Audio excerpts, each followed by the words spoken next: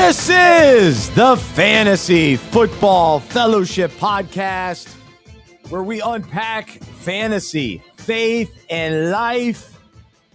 I'm Bryce Johnson with Pastor Trip Smith, and we are your fantasy coaches here to encourage you and help you win while you play fantasy football with purpose. As we provide fantasy advice, we won't always be right, but we hope we'll be convincing. We are coming to you live from the Unpacking It Ministry studio outside of Charlotte, North Carolina in downtown Mount Holly. And we are fired up because the fantasy regular season is winding down. We are loading up our rosters for the playoff run. We are preparing our rosters for a championship run. And so we will discuss that today on the show, but a lot of takeaways from the previous week, week 12. And so we'll talk about that. It is crazy though. Teams still have buys this week and next week, week 14. I've been putting it off all year long. Drake May and the Patriots. I've been riding with one quarterback, and now I got to start thinking about who that backup quarterback is that's going to play in week 14. So that's coming to a head. So what other decisions are in front of you as the season winds down? It could be the final couple of days for the trade deadline. I think most of my leagues, this is the week right before Thanksgiving. So Wednesday night, you get your final trades in, and then you wake up Thursday morning, you enjoy Thanksgiving, and whatever your roster is, it is what it is, other than the waiver wire, of course. But today on the show, we will do accountability and confession, some bandwagon riding. But for the third year in a row, we will do our special, unique Thanksgiving comparison special. That's right. We will take Thanksgiving food items and relate them to fantasy football, or really NFL players that are on our fantasy football rosters. All right. So what food item does Jahmyr Gibbs relate to? Does Jameis Winston make the Thanksgiving fantasy football table? You better believe it. No Thanksgiving dinner is awesome unless you've got Jameis Winston there. So we'll have some fun with that. We'll do that in just a little bit. But we begin, as always, with some fantasy shenanigans, and we are fired up to have Trip back. We missed you last week, Trip, but we are glad you are here. So how are you doing? Let's say hello to you first. Great, man. You hit the nail right on the head. It's that wonderful time of year where the pre-playoff stretch coincides with Thanksgiving week. You know, I'm glad that I've got one or two teams that are solidly in the playoffs. I think our playoff destiny is secure, but I got a bunch of teams that are on the bubble. And so there's nothing better than Thanksgiving week, just watching football on Thursday. I think we got Friday, at least one Black Friday game, yes, or two Black Friday games this year. And then you get Sunday. I mean, it's a great week for fantasy, a great week for real NFL. And I cannot wait to post up there in front of some of those games on Thursday after eating some delicious Thanksgiving lunch and come back for some leftovers when you're watching that late night game. Man, that's a good feeling. The night game has been now a key part of the Thanksgiving festivities. I think the Ravens have sort of been locked in on that now. Right. And there are some important games with real big NFL implications that are happening this Thursday and Friday. So it'll be a fun weekend of real football. And like you said, this one you got to lock in fantasy football to really make sure you get your team into the playoffs. And yes, so let's jump in. Here we go. Fantasy shenanigans.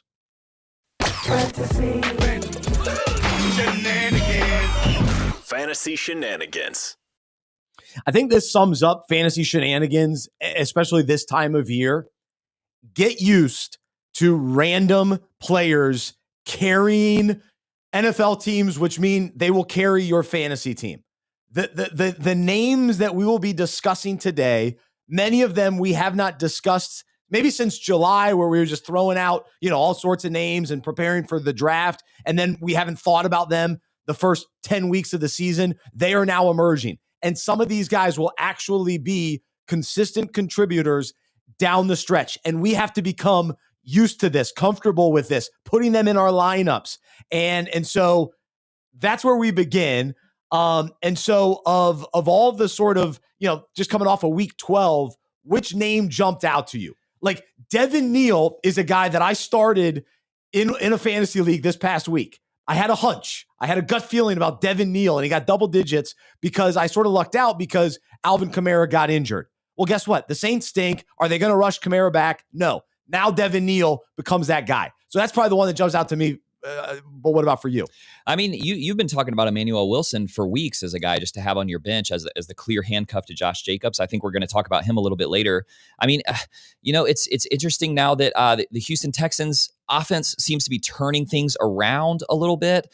We were saying at the beginning of the season, there has to be another relevant receiver beside Nico Collins. Nico's going to continue to be great. He's always in your starting lineup, but Jaden Higgins had a great week this week. We've seen flashes from Christian Kirk as well, potentially as that second wide receiver. So I guess it's always the case that at this time of year, those names start to pop up. You've got to build a team that gets you solidly in good standing when you get to week 11, 12, 13, and then you've got to be active on the waiver wire. It feels more true this year than some of the recent seasons that I can remember because of injuries, because of offensive shakeups, because of quarterback replacements, things like that. So it's going to be an exciting few weeks if you're on the bubble for your playoff push in your league to figure out which one of these guys you need to pick up. And I've already made some aggressive waiver bids. The leagues where I have Fab left, I'm making some aggressive bids this week to try to set myself up for that playoff push. So one league, I'm thankfully I'm in first place. I'm not the best team, but just record wise, I'm in first place. But last week I spent all of my waiver dollars on Travis Hunter. Somebody dropped him in a keeper league. Right. Yeah. And I was like, this guy's available on the waiver. The league was furious. They couldn't believe that I snagged him. So anyway, so I'm out on waiver wire. But if you did save your waiver wire this week and next week, there will be some key guys that you will need for the playoff run. No doubt. That's a great example. I'm sitting here looking at some of these teams where it is unclear to me who the most reliable pass catcher is going to be down the stretch. I think Jacksonville is squarely in that category. We don't really know what's going on with Brian Thomas Jr. Now, he's not going to play. Travis isn't going to play this year. I've got it for the future. Oh, you're talking about for like a keeper league. Okay, yeah, right. Yeah, so, but I'm even thinking about that's a fair team to discuss. Jacksonville went out and got Jacoby Myers. Yep. They still have this guy De'Ami Brown, who's like occasionally catching passes. Parker Washington. So huge man, week. There just seem to be more teams where you could pick up a receiver who has theoretically been the third wide receiver on that team and just kind of hope against hope that they're going to be the wide receiver one for their team this year. And that just makes it exciting. So yeah, it's funny the kind of guys that you can find like that on waivers at this time of year. Yes, especially at the wide receiver spot. So we will get into that more later today. The tight end position has been a position that we talk about every week and try to figure out all season long. But we did see a very solid game out of Colston Loveland. And some shenanigans for me. I tried to trade him right before kickoff. I ended up keeping him, and he did very well for me. So I was happy about that. Hunter Henry lit it up against Cincinnati. And talk about shenanigans. Going into that game, I'm very invested in the Patriots. Drake May, Travion Henderson, and all the projections and everything. Cincinnati's defense is horrible. The Patriots are going to light it up. Drake had sort of a down game. Travion had a down game. I know they won in real life. But that's the other thing this time of year, too. You do want to consider matchups. You do want to consider what some of these defenses have done throughout the season. But things change this time of year. Guys come back healthy. And some defenses that were bad for a while end up getting better. Running games that were great for many, many weeks. Well, guess what?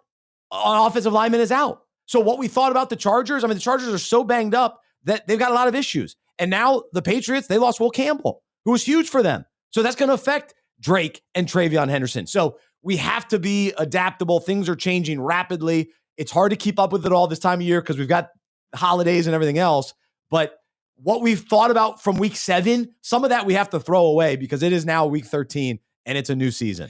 Yeah, the question, as you're talking about Travion Henderson, I don't know if you watched any of that game. If you watched it was part of the rotation. Ramondre Stevenson is clearly the goal line back there. He got stuffed over and over again at the goal line. They had so many plays where they got down into that green zone and they couldn't get it in the end zone. You felt great if you had Travion 2 weeks ago. Now I think you're nervous about that being a committee. It's like the Charbonnet-Kenneth Walker relationship is just a true, whoever has the hot hand at the beginning of the game gets about 13 carries. The other guy gets 7 or 8 carries.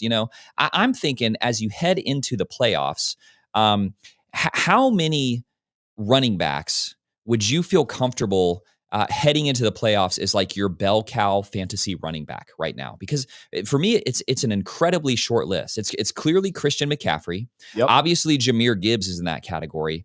I'm having a hard time thinking, even some of these guys like Jonathan Taylor had a bad week this week. There's starting to be some, I think, warranted skepticism about that Colts offense and Daniel Jones turning back into a pumpkin. You were all over that a couple weeks ago. Let's remind listeners, you gave that warning. They have a tough schedule. I mean, Derrick Henry right now, he just looks old, and Lamar Jackson is injured, and so that offense doesn't open up for him. I'm just wondering, like Saquon Barkley looks terrible right now. What running backs do you feel good about as like your bell cow RB heading into the? You still feel great about Bijan. I think it's too early to bail on Jonathan Taylor. I guess you're grimacing at Bijan because he gets vultured by Tyler Algier. Yeah. The Falcons' offense doesn't look great right now, so it's a tough. It's kind of a minefield out there with running backs right now, where they're just guys left and right who 6 weeks ago you felt pretty good about having some of these guys. I mean, Ashton Genty had a great week this week, but now he's a little bit banged up. Let me talk about some shenanigans for a moment. I'm watching the late games, and I'm watching that horrible Browns-Raiders game because I'm very invested in Ashton Genty. And he scores a great touchdown. I went nuts. At this point, I had made it from the basement up into the living room with the family. We're eating dinner, and I'm going nuts about Ashton Genty. And so I'm continuing to watch this sorry game as Cleveland's pulling away. And Genty's getting a bunch of dump offs. He did. It's great. It's great. Oh, here we go. And then he catches the pass, and it is an absolute cheap shot that he takes from a Browns defender, and that's when he got injured. Yeah. It was unacceptable. And I don't think there was a flag on the play either. And so I was so upset because I saw him go down, and I go, this is legit. This is a legit injury. There goes Genty. And now he's banged up with an ankle injury. And so are they really going to rush him back? Why would they do that? You're this right. is their franchise, future. So I think he's shown enough to say, hey, yeah, Genty is a good running back, but the Raiders are so bad that it is very concerning. And so to your point, do I really trust Genty down the stretch to carry my team all the way to a championship? Not so much. And I talked about him, I think, last week too. Still concerned, but man, I'm thankful he has been putting up big points, but it's hard to get there. He's grinding to get 15 plus points every week, but he has continued to do it. But now with the ankle, very concerning. So yeah, you think about Chase Brown with the Bengals. They stink, but now Joe Burrow's coming back. So that's a shenanigan in and of itself, the fact that they're bringing him back, but it has to be good. I mean, it has to be good for the Bengals off. I guess it's a morale thing.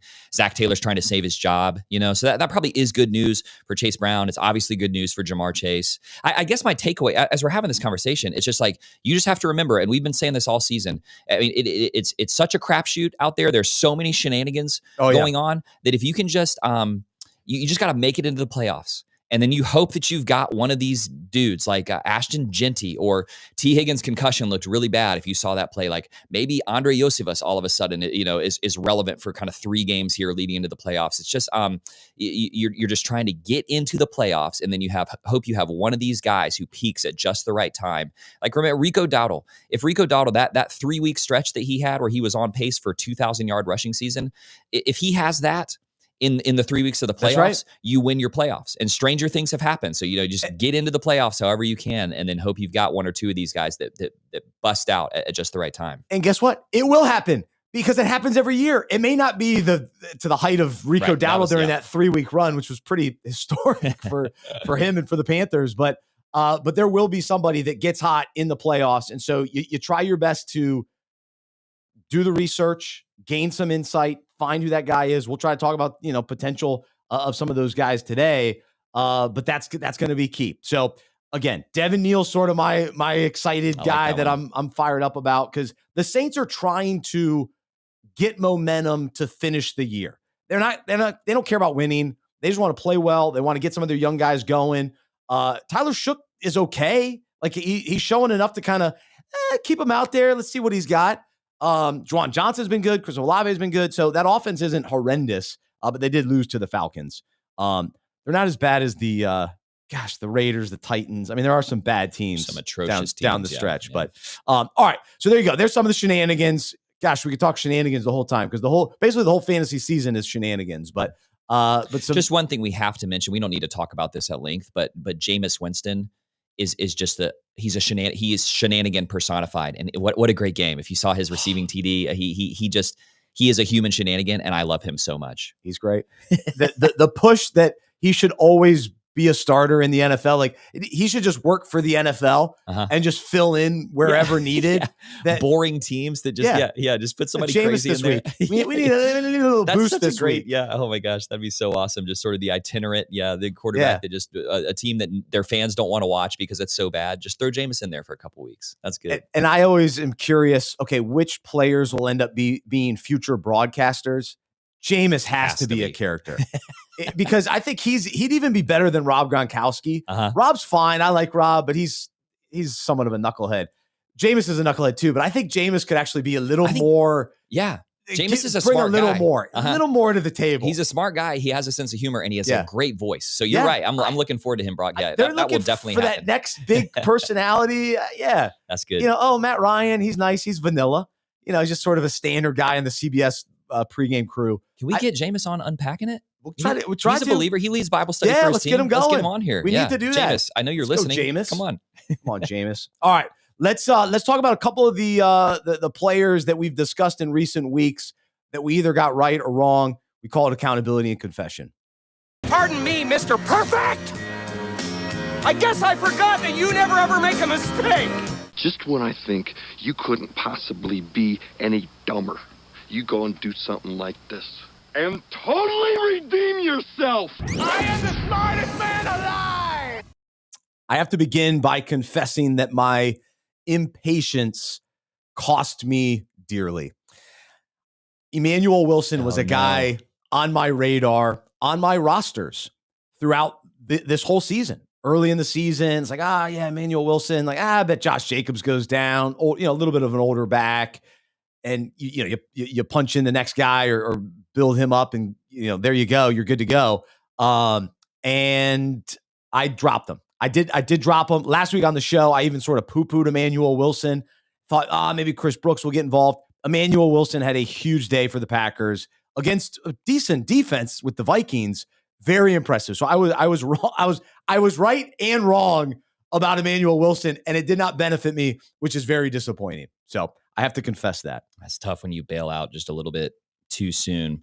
I mean, I want to say you have been nailing so many of these this season, just calling things about 2 or 3 weeks before they become relevant, So, again, you just all season have been reminding me to work the waiver wire. I mean, the whole Kenneth Gainwell situation. I mean, there's this weird Arthur Smith phenomenon going on with the Pittsburgh Steelers, how they use Arthur Smith was the guy who cratered Kyle Pitts' value because of Jonnu Smith. And now Jonnu is this weird afterthought, and he's featuring their big Darryl Washington, that's their enormous 300-pounder. Just which he's awesome to watch. But it's Jalen Warren was a guy that I thought maybe was going to be kind of a sneaky running back value. He still has value, but all of a sudden Kenneth Gainwell looks like this guy that they want to feature, and especially with Mason Rudolph playing quarterback. I mean, the Steelers are going to be a weird team where I think there's going to be fantasy value to be had with the Pittsburgh Steelers, but where it's going to come from is kind of up for debate. And I actually think that Kenneth Gainwell could be one of these guys that is a sneaky waiver guy who You're running back 3, you slide him into one of your flex spots, and he's not really a guy that we've talked about all season. I was so in on Jalen Warren.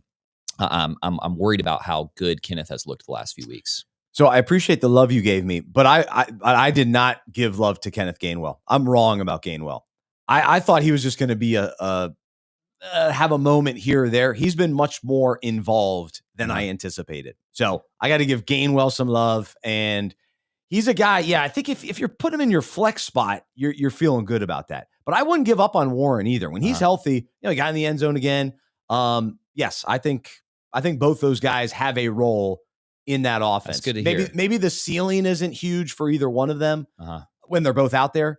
But those 11-point running backs are valuable at this time of year, and they could both kind of be that guy. Yeah, and I'm okay. I'm not afraid of the 2 running backs. I think we have to change our minds on this. And you were talking earlier, hey, who's the one guy that you can trust? Which running back?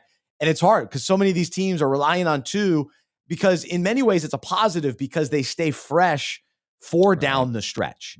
And really, man, if we can just get 15 points from our running backs, especially if we put them in the flex spot, we're feeling good. Right, it's great. And the RB2 spot. Now, you want that RB1 to really carry you, and you're dreaming of the big CMC days and Bijan Robinson and, of course, Jahmyr Gibbs, who I lost to somebody who had Gibbs. So good for you. Just his 55-point performance was tough for you as an opponent this week. Oh my gosh. Yeah. That was he won no a shot. lot of teams won because of him alone. Yeah. He helped me win as well. All right. So I do want to talk about Sean Tucker because I was all excited about him last week. He is somebody who I've always been on his bandwagon, and he was awesome 2 weeks ago. And then this week, not so much because the Bucs were horrendous. Mm-hmm. And we're not going to play peace or panic today, but I would say there's a high level of panic in Tampa Bay. Yes. I think they're heading in the wrong direction. Now with Baker Mayfield banged up, he wants to play through it, which isn't always a good thing, actually. It's like, oh, you respect it, you appreciate it, but he's not going to be at his best. I think that hurts that overall offense. And Bucky Irving is supposed to come back, which this whole idea that, oh, even when Bucky's back, maybe Sean Tucker will have a key role. I'm not sure that the Bucs offense is good enough for that. And I think with Bucky Irving potentially being fresh legs, that could be a big deal for him if that offense actually gets going. So I don't think it necessarily will, but if anybody's going to do well, it's going to be Bucky Irving at this point in the year, not Sean Tucker. I will say, I mean, if you look at the Bucs schedule for the rest of the season, they're still first in that division, correct? I mean, they're the Panthers blew it last night. Panthers lost last night. They're still first in that division, and they have the rest of the season. Arizona, not a terrible defense, but then New Orleans, Atlanta, Carolina, Miami, Carolina. So, I mean, I think that they probably are solidly in control of their own destiny there with the division. So maybe they don't rush Baker Mayfield back, but they do have a much easier schedule going forward than they've had over the last 5 or 6 weeks. I have one league where I took Bucky in the second round, and that's just been killing me all season. And yet somehow hoping against, I still have a chance to sneak into the playoffs. I need Bucky to come back and do something. And I think that he has the chance to do that if he is fully healthy, which they say they've been waiting until he's 100% ready to go. So hopefully he'll be something. Yeah. I just feels like that the offense was clicking and rolling there for a while. We're talking about Baker as MVP in week 5-6, and now but they've fallen off. They look funky for Ibuka sure. hasn't been lighting it up anymore. Yeah. A little bit of a rookie wall. He got banged up a few weeks ago and just hasn't. Tez Johnson has been better than him for the last. I mean, since week 6, Tez has outscored him by a fairly significant margin, and maybe that's because he's getting sort of that wide receiver one focus that the defense gives to a top receiver. But yeah, it's hard to know who you can trust for the Buccaneers right now. All right, so I whiffed on a couple things. We always confess those, and we try to do that on the show. I also whiffed on Quinshon Judkins. I thought, you want to stay away from the Browns, but Judkins had a nice game. They actually got a win. Again, it was against the Raiders, so we do have to brace ourselves. I'm still concerned about the Cleveland offense overall moving forward, but we'll give him some love for that game. However, I do want to brag about this one more time. I've done it all season long, and I'm hoping to get a following on this. Do not draft players that start the season injured or suspended. It does not benefit you in the long run. How you feeling, Brandon Ayuk guy? Yeah. How you feeling, Joe Mixon guy? You try to be sneaky in the draft. You're like, ooh, look at the value. I got Joe Mixon in the 10th round. He ain't playing. He ain't walking through that door. So you've had him on your roster the whole season. Get rid of him. So that I told you not to draft him. And then Brandon Ayuk, who I've loved previously, he was on the avoid list. There was a moment where I tried to convince myself just because I have been such an Ayuk guy, but you just couldn't do it. You couldn't do it with him this year because too many question marks surrounding him. And now it's a mess. Ayuk has the feel of one of these guys who he's not going to be relevant this season. He has the feel of one of these guys who just may never be relevant again in the NFL, right? You got to be worried about his long-term prospects. I'll tell you, as somebody who bought very, very low, bargain barrel sort of prices on Terry McLaurin in the middle of the season, I'm hoping that maybe you're like reverse jinxing yourself here, because they say Terry is going to play this week. And he would be a guy, it would be a big help to me if down the stretch in that league, maybe he would earn that contract that he got during this offseason. But you're exactly right. Held out for a contract, has a nagging little injury. We knew all of these things before the season even started, and you would have been better off to choose somebody else instead of Terry when you drafted. So, I mean, you're dead on with this. And you were saying this before the season.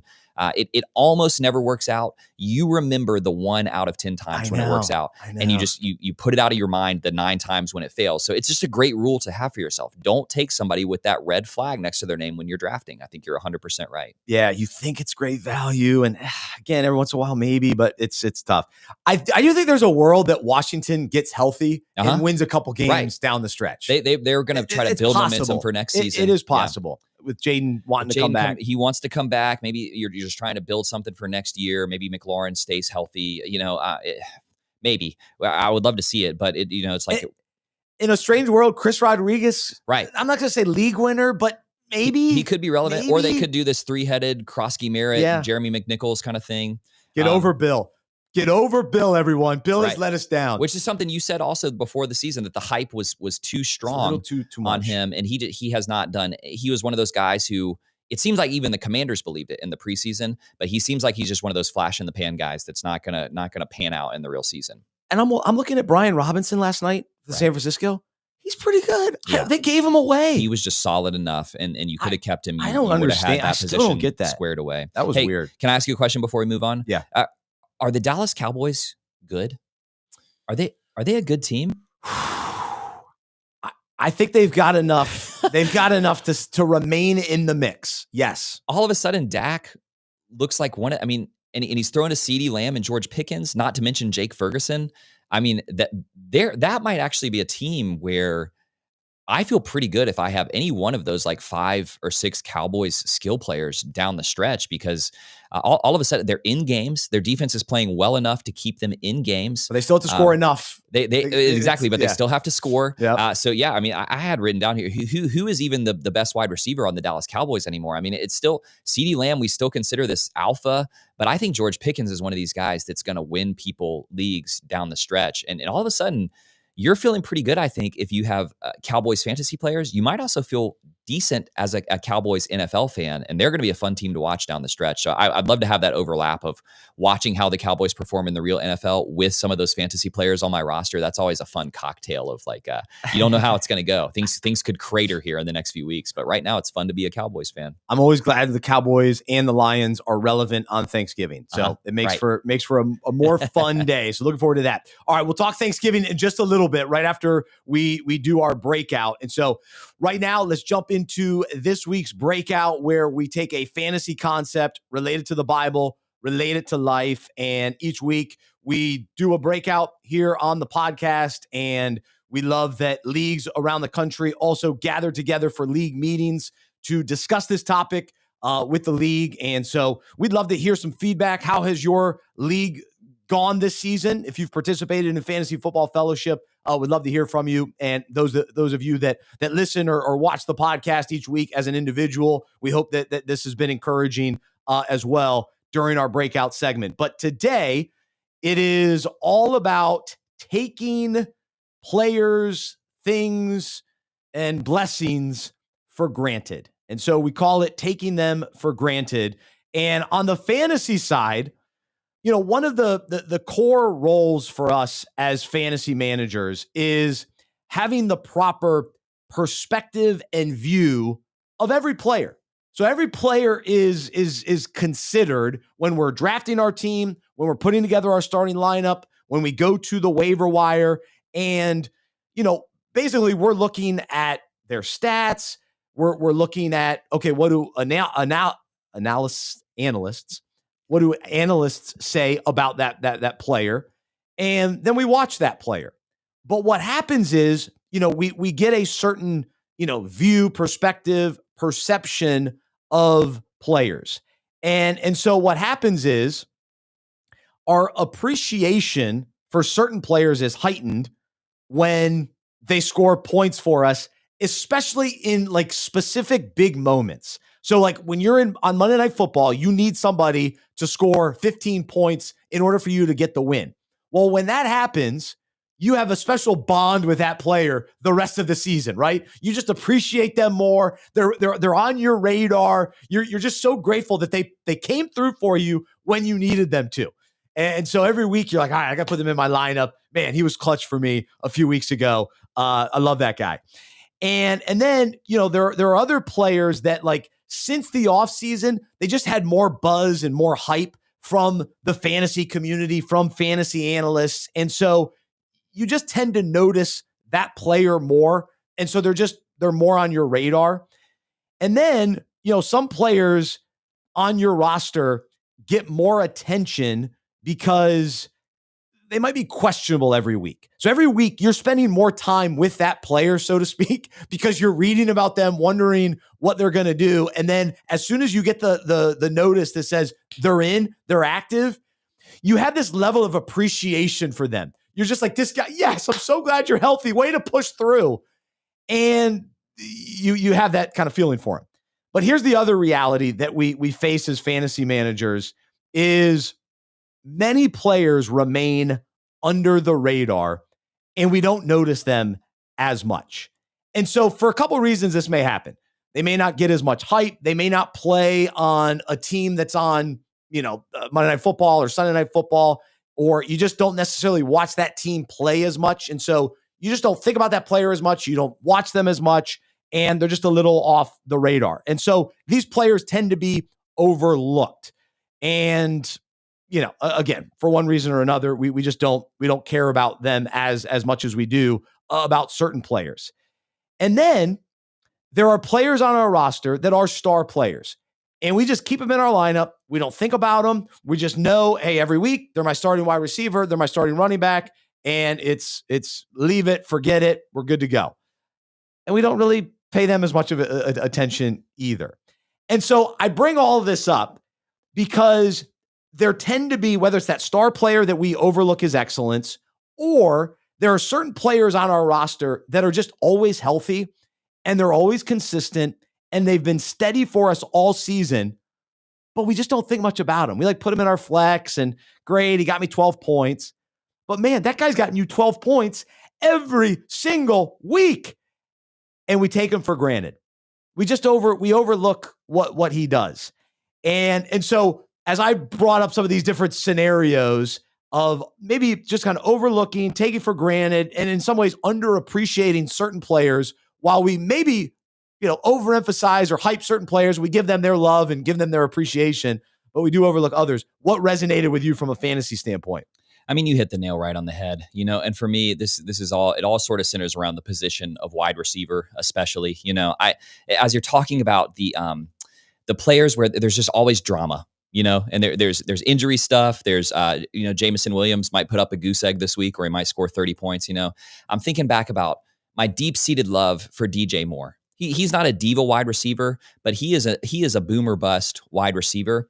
But DJ over the years has come through for me in some vital games where I really needed him to score big points. And it's made me forget about all of the weeks when he scores 3 points, when he scores 2 points. I've got a team where I started this season with DJ Moore and Michael Pittman on my roster. And I love DJ so much. But Pittman, when he's healthy, he just scores 11 points, 14 points, 12 points. He never goes below double digits.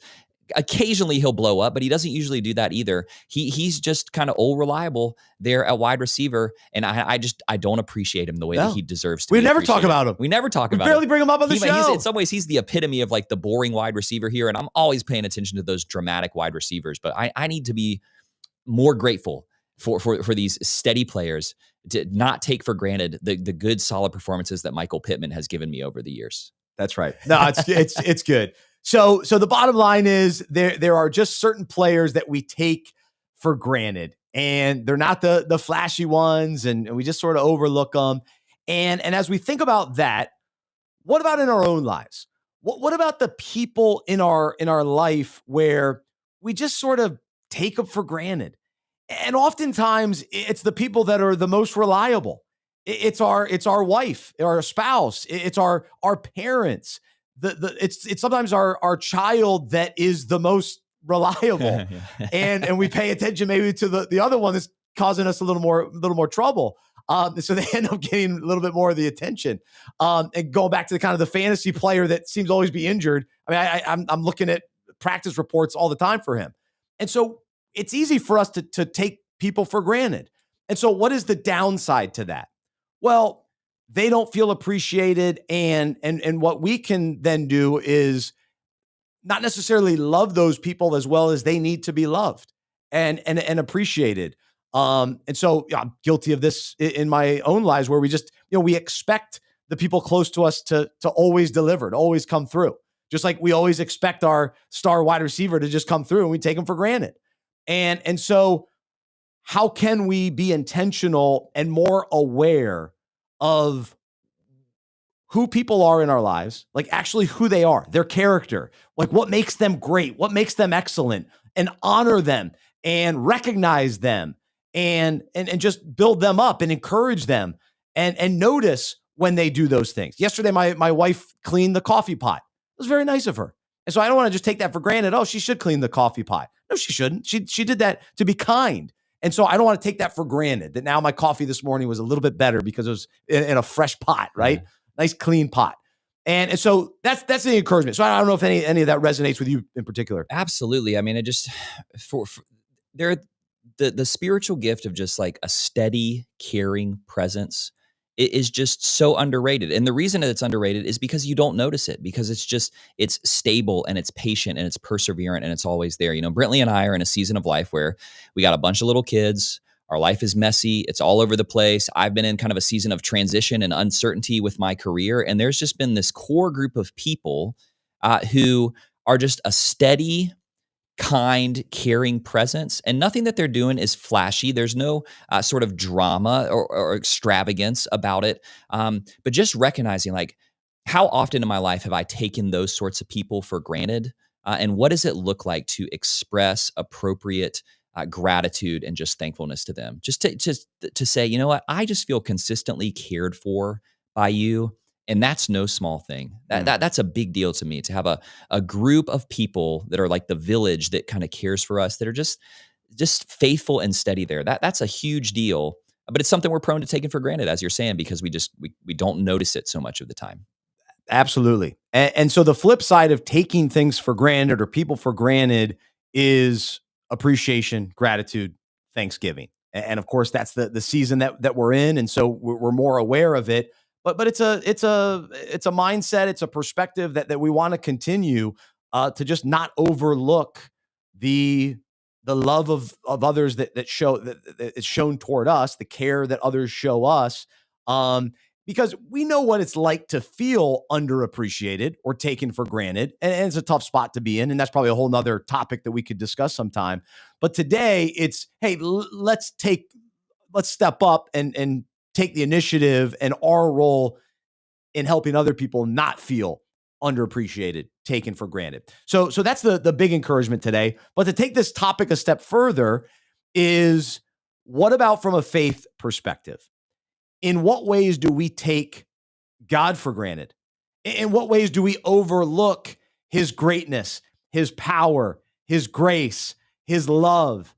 And we just sort of take it for granted. Yeah, God is love. God loves me. No, do we let that set in? Do we realize the ramifications of that and the beauty of that? That no, God, the God of the universe who created this world, who created me, loves me. And his grace that through Jesus and what Jesus did on the cross and to rise again, to give new life, to save me. I don't want to take that for granted. But it's easy to do because we just go about our life and, oh, Jesus, yay, show me grace, show me love. And then we just sort of don't dwell on that. We don't think about that. We're not in awe of wow, what that means. That now I have eternal life, that I'm forgiven for the sins in my life, that I've been saved from death. Like, that's a huge deal. This is an eternal thing. And we can just say, yeah, all right. Yep, I'm saved. I'm going to heaven. That's good. Mm. And so what's the downside to that? Well, then we're not responding in love and obedience when we take it for granted. When we take God's character for granted, and then take it a step further too. We take the Bible for granted. Anyway, side note, I was helping. So I was teaching the 5th grade boys this past week at church. Somebody threw the Bible. It's like, dude, you just threw the Bible. Why are you throwing the Bible on the couch? Like, let's not take that for granted. You have a Bible. Like, this is the word of God that's been given, and that we live, for us in America, we live in a place where we can actually read the Bible and have access to the Bible. And so we don't want to take that for granted. So let me pause there, let you jump in on this. I mean, one of my favorite sort of authors or Christian thinkers around this is the counselor Paul David Tripp. He has some really great writing on the difference between a life posture of entitlement versus a life posture of gratitude. And externally, these people can look the same quite often, but a person who goes through life thinking, I deserve good things, I have earned and merited good things, versus every good thing that I get is a gift. There's a massive heart difference there. And so often being entitled is what makes us stressed out and anxious. Yes. It's what makes us miserable. It's what makes us complain. It makes us unkind to other people, versus a posture of every good gift that I get really is that. It is a gift from God. It's often a gift from other people. That the sort of the economy of the kingdom, that's not even the agriculture of what it means to be a follower of Jesus, is grace upon grace. It's from grace and onto more grace. And to remind ourselves of that so that we know my life is full of these good gifts from God. Doesn't mean that we negate or ignore the hard things in our life, but two things can be true at once. We can be honest about the difficult things in our life and still say, look at how much good he has given me.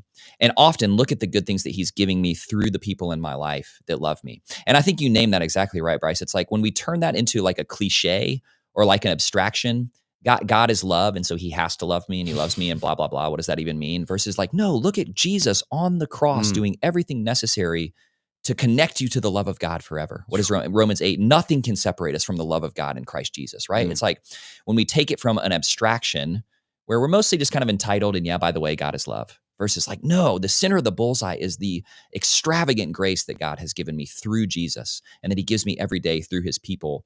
That starts to stir up gratitude in our hearts. And that's just a much more joyful way of living. There's more joy there. Yeah, absolutely. To really, just soak in and appreciate the blessings, but even more importantly, the blesser, and keeping our eyes on God and Jesus and just the wonderful everyday blessings that we experience from the breath, the heart beating. A couple months ago, my wife had a heart procedure. So we can't even take for granted that her heart is pumping the right way and in the right rhythm. And so, when we get sick and things happen, we get heightened and start to realize some of those things. But what if we just lived not taking those things for granted and not taking for granted that when I get home and I open the door and my two beautiful little girls come running, I don't want to take that for granted. For one, I know it won't last forever because they'll be 13 and they won't necessarily do that. So I want to soak in the moments and the blessings. So whatever that is for you, let's not take those things for granted. The little things, the big things, God's grace, all of that. So let's go to Psalm 103, 2-5. Let all that I am praise the Lord. May I never forget the good things he does for me. He forgives all my sins and heals all my diseases. He redeems me from death and crowns me with love and tender mercies. He fills my life with good things. And so let that be our proclamation. All the wonderful things. And then when it comes to, taking grace for granted, sometimes if that's our mindset, we're like, God will forgive me. It doesn't matter what I do. It doesn't matter if I, keep sinning and grace is, it's cheap grace, right? Oh, God's got to show me grace. Well, here's what it says in Romans 6, 1-2. What shall we say to all this? Should we continue in sin and practice sin as a habit so that God's gift of grace may increase and overflow? Certainly not. How can we? The very ones who died to sin continue to live in it any longer? No, we don't continue to sin just because of how great God's grace is. Because of that, and because we're in awe of it, and in just appreciation for that, we respond in obedience. To go, God, how do you want me to live? How can I show you appreciation and love for your love and grace? Not by disobeying and going to please myself selfishly and giving into the pleasures of life and whatever the world says. No, I want your way. I want to live for you. So I think that's an important verse on that. And then in 1 Chronicles 16:34, give thanks to the Lord, for he is good. His love endures forever. And again, that the reminder of his love, it's never ending. Let's not take that for granted. And let's just give thanks to the Lord always, for he is good.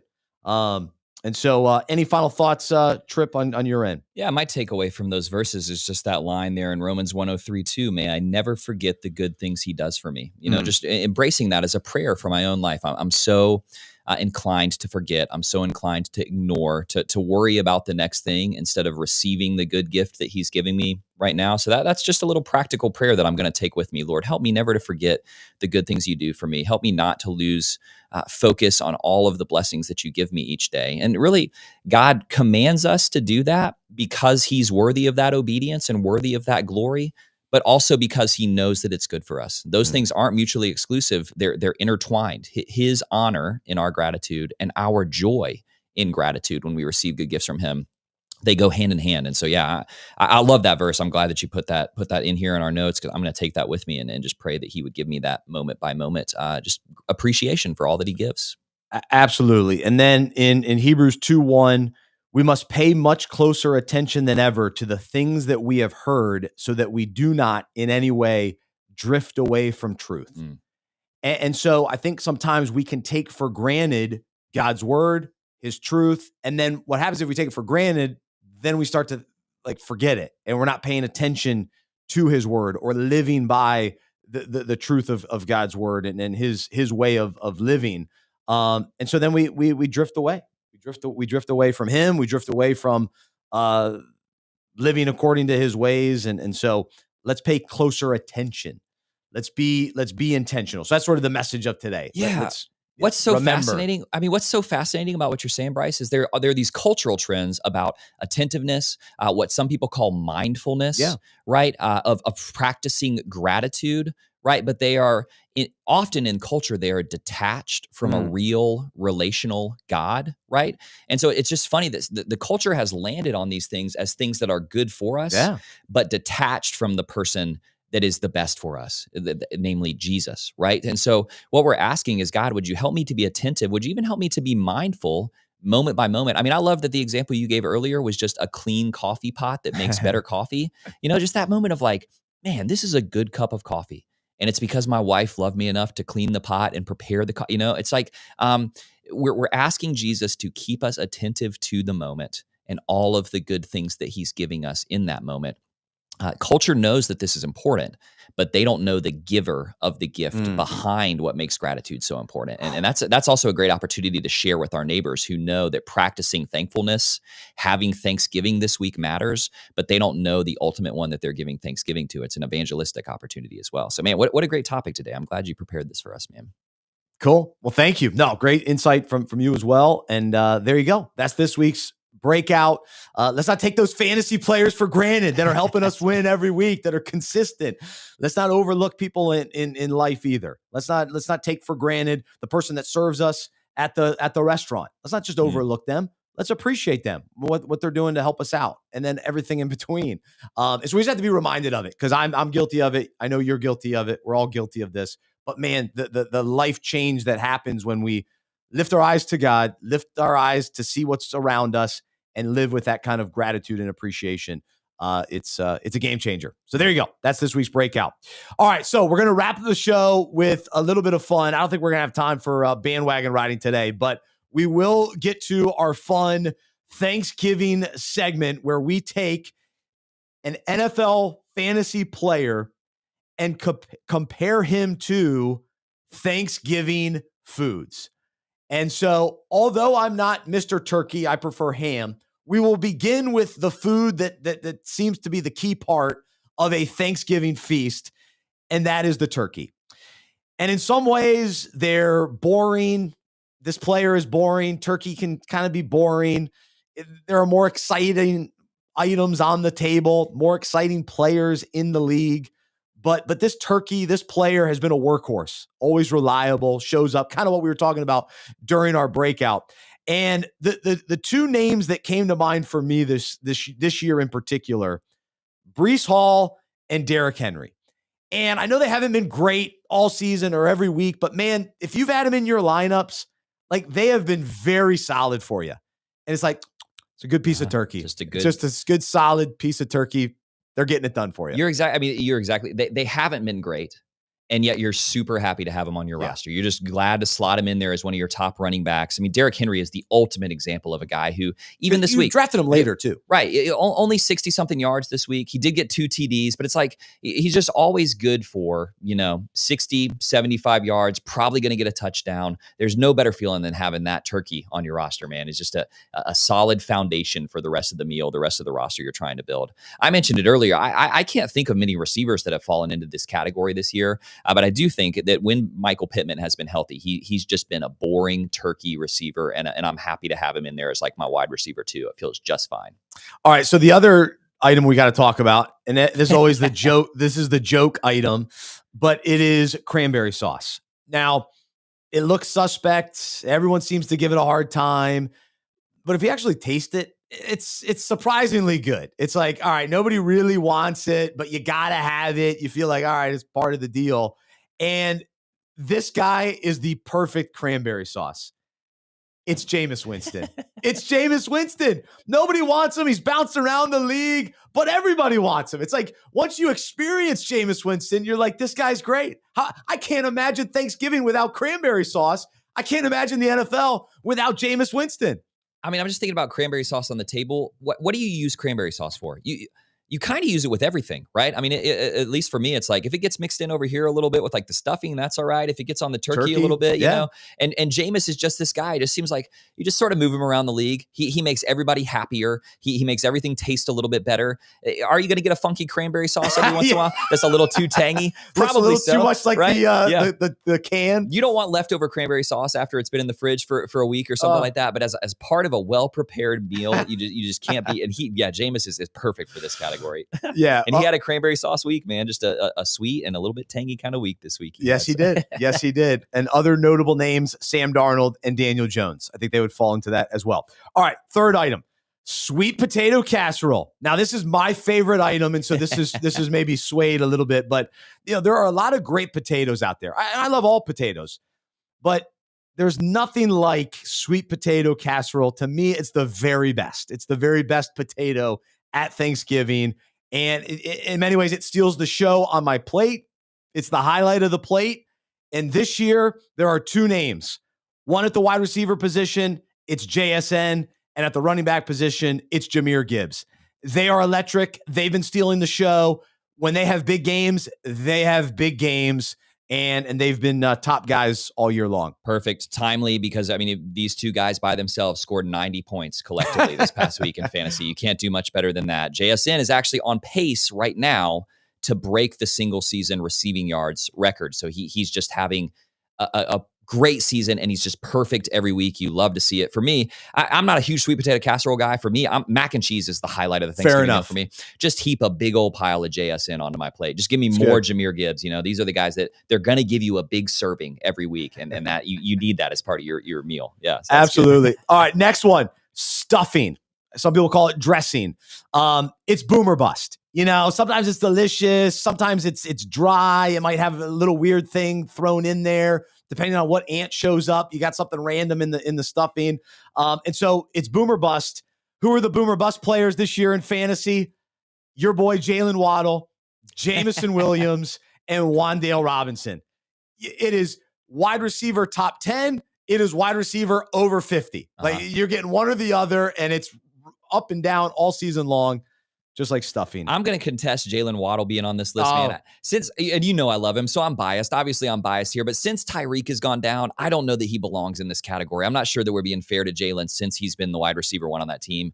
Jameson Williams is the ultimate stuffing. I mean, he literally put up a goose egg this past week. He's going to have a week in the next few weeks where he scores 30 points, but just like that stuffing on the Thanksgiving table, you don't know what you're going to get at any given meal. So, yeah, Jameson, perfect stuffing. Yeah. All right, here we go. Since week 7, Jalen Waddle. Wide receiver number 90, wide receiver number 5, wide receiver 25, wide receiver 13, wide receiver 41.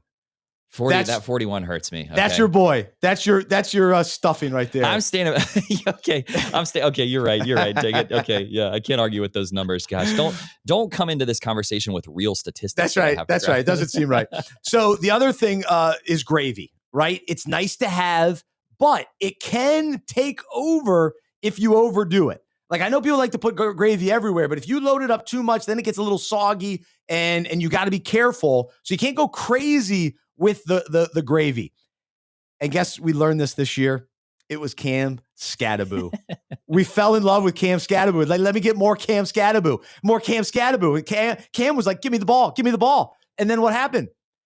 He got injured. And it was just too much Cam. It was too much banging his head against defenders and the goalpost and everything else.